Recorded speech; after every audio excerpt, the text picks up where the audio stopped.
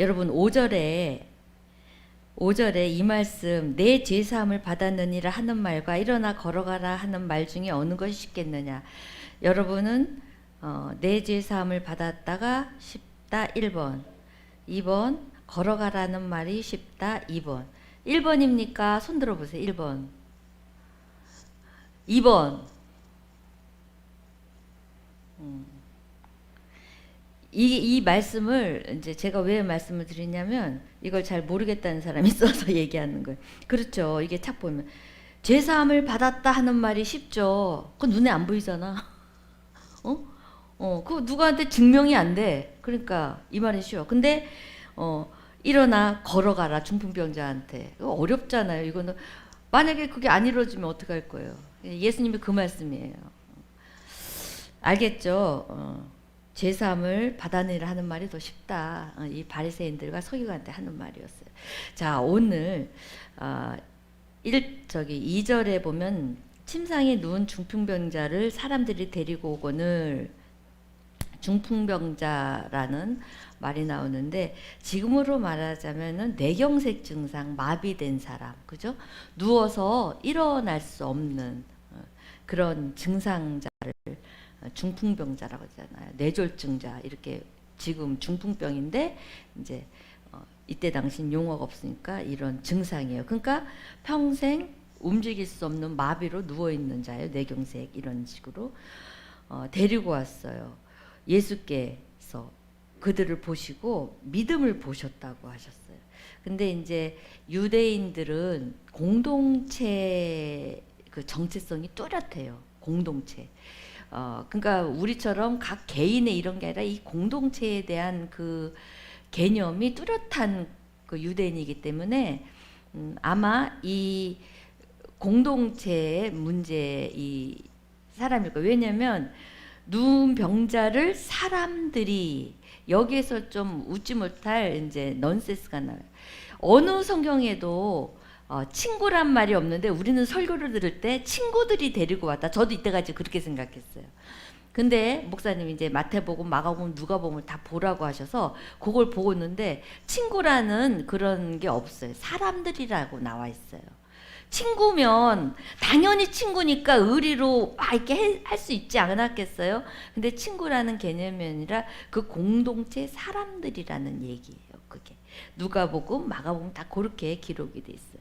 여러분들도 친구라고 생각한 적 있죠? 친구들이 데리고 왔다. 그런 말은 어디도 성경에 안 나와 있다는 말이에요. 그리고 지금 이 마태는 이렇게 기록했지만 또다시 한번 누가복음 5장 17절 20절에 자세하게 기록되어 있어요. 하루는 가르치실 때에 갈릴리 각마을과 유대와 예루살렘에서 온 바리새인과 율법교사들이 이제 다 앉아 있는 거예요. 그 안에 병을 고치는 주의 능력이 예수와 함께 있었어요. 한 중풍병자들이 사람들이 침상을 메고 와서 예수 앞에 들여놓고자 했는데 무리가 거기를 꽉 차서 그걸 들고 갈 수가 없었던 거예요. 들어가지 못해요. 그래서 어떻게 해요? 이들이 지붕 위에 올라가 기와를 벗기고 병자를 거기서 이렇게 내려요. 그럼 그 안에 있는 사람이 내리는 걸 다 알까요? 모를까요? 다 알죠. 그리고 아유 저 주체 그리고 이게 인상이 찌푸려지지 않아요? 여러분 예배를 드리는데 나도 기도원 목사님이랑 기도원에서 살았고 기도원했는데 다 꽉꽉꽉꽉 여기까지 앉아 있는데 굳이 늦게 와갖고 가방을 메고 앞으로 와갖고 여기 휘짓고 앞에서 앞에 앉아서 은혜를 받겠다는 거예요. 앞에 앉아서 목사님 말씀에 그 떨어지는 말씀을 받아야 된다는 거예요. 그렇게 아줌마들이 막 해서 들어오는 아줌마들이 있어요. 어쨌든 막 그런 현상이에요. 그러면 우리는 좀 그런 무모한 믿음을 우리는 왜 저렇게까지 저래 이런 인상을 찌푸릴 듯한 상황이에요. 지금 이 중풍병자를 내리는 이 모습이. 근데 예수님이 이 중풍병자를 믿음을 본 게 아니라 그 사람들의 믿음을 봤대요. 그 사람들 데리고 온 사람들. 백부장의 믿음은 어떤 믿음이에요? 목요일 날 말씀 들은 분들, 백부장의 믿음은 어떤 믿음? 크게 말해. 입을 뻥끗 크게 말해봐요. 하나님 앞에. 백부장의 믿음은 엄청난 믿음이었잖아요. 그죠? 이 사람 믿음도 뭐 그다지 뭐 밀리지 않는 믿음 같아요. 근데 백부장의 믿음은 말씀으로 다 되는 믿음. 그래서 하나님이, 예수님이 최고로 쳤어요. 최고로. 야, 그 창조주를 지금 믿는 믿음이야. 창조주가 말씀으로 모든 세계를 이루셨잖아요, 지구를. 근데 이 백부장이 그런 고백을 하는 거예요. 주님은 말씀으로 다 하실 수 있는 분 아닙니까? 엄청난 믿음이죠. 그래서 백부장의 믿음은, 백부장 믿음도 보셨어요, 예수님이. 보시고, 야, 이스라엘에 이러한 믿음 있는 자가 없다.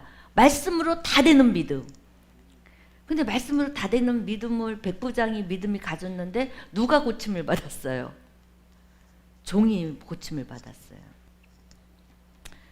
믿음을 갖는 자의 기도는요, 역사를 이룬다는 거예요.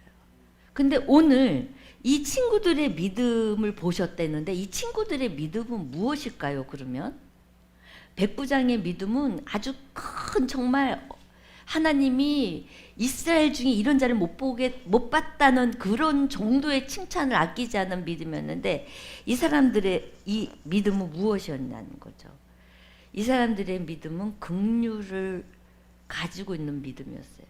한 인간에 대한 슬픈 인생을 자기네들도 그 슬픈 인생을 깨달은 거예요. 같이 공동으로 가졌던 거예요. 그리고 한 인간의 그 고난, 고통, 늘 움직이지 못하고 누워있는 자기들의 그 공동체의 사람을 보고 같이 아픔을 느끼는 그런 믿음이었어요. 그리고 한 소리를 듣는 그거면 우리 같으면 사람들이 있는데 어떻게 그럴까? 근데 이 사람들은 마다치 않았어요. 그것을 듣건 말건 어떻게 했던 예수님을, 백부장은 예수님에 대한 말씀을 하지만 이 사람들은 소문이에요. 예수님한테만 데리고 가면 고칠 수 있다는, 기회는 이번 한 번뿐이라는 그 간절한 열망이 있었다는 거예요. 예수님만 만나기만 하면, 데리고 가기만 하면 고칠 수 있다는 그 열망. 이 사람의 슬픈 인생의 아픔을 자기의 아픔과 슬픔, 고통으로 느끼고 어떻게든 예수님만 만나면 고칠 수 있다는 믿음을 예수님은 보셨다는 거예요. 이 백부장의 믿음은 정말 하나님을 알고 성숙한 믿음이라고 할 수 있지만, 이 사람들의 믿음은 좀 어린아이 같은 믿음. 행동이 무모해요. 그죠? 무모하지만 예수님은 믿음으로 봤다는 거예요. 우리가 무모할 때가 있어요.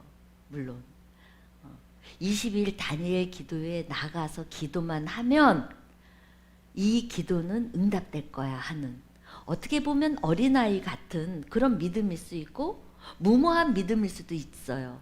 하지만 그 믿음을 예수님은 믿음으로 보셨다는 거예요. 꼭 나가면 이거는 응답 받을 거야 하는 믿음. 그래서 여러분, 우리가 어쩌면 좀 신앙생활에 무모하게 하는 사람들도 있잖아요.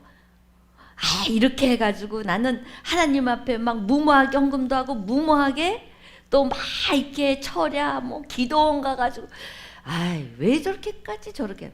그 사람은 간절한 열망인 거예요. 내가 예수님 앞에 이렇게 나가기만 하면 내 문제가 해결된다는 그런 무모한 믿음이라도, 어쩌면 믿음이 작은 믿음일 수도 있어도 하나님 앞에 그렇게 무모한 믿음을 보이는 것을 예수님은 인정했다는 거예요. 그래서 우리가 정말 믿음이 많이 있고 말씀으로만 하실 수, 이런 믿음도 좋지만 우리는 그렇게까지 사실 못 가잖아요. 불안하고 이 기도가 응답될지 안 될지, 그죠? 내 자녀가 또 내 남편이, 내 아내가, 우리 가정이, 우리 교회가 이런 믿음이, 연약한 믿음이 있지만 그래도 우리가 지금 목사님을 통해서 매년 올 한 해 어쨌든 매월 첫 주 기도회 여호와 일에 응답받는 그런 기도회를 딱 선포하셨잖아요. 1월 달에. 그러면 어쩌면 꼭 그렇게 한다고 응답이 될, 물론 그런 분도 계시지만 요번 달 내가 이 기도로 내가 요번 달에 이 문제는 예수님이 해결해 주신다는 그 믿음으로 나오는 믿음, 그거 예수님이 믿음으로 보신다는 거예요. 그래서 그 중풍병자가 어떻게 해요? 고침을 받는데 보세요. 믿음을 보셨다는 거죠. 중풍병자에게 이르되 작은 자야. 작은 자야 이 말은 뭐 수염이 나고 나이가 많이 든 노인분이 누워있는 게 아니라 젊은 자예요. 젊은 청년.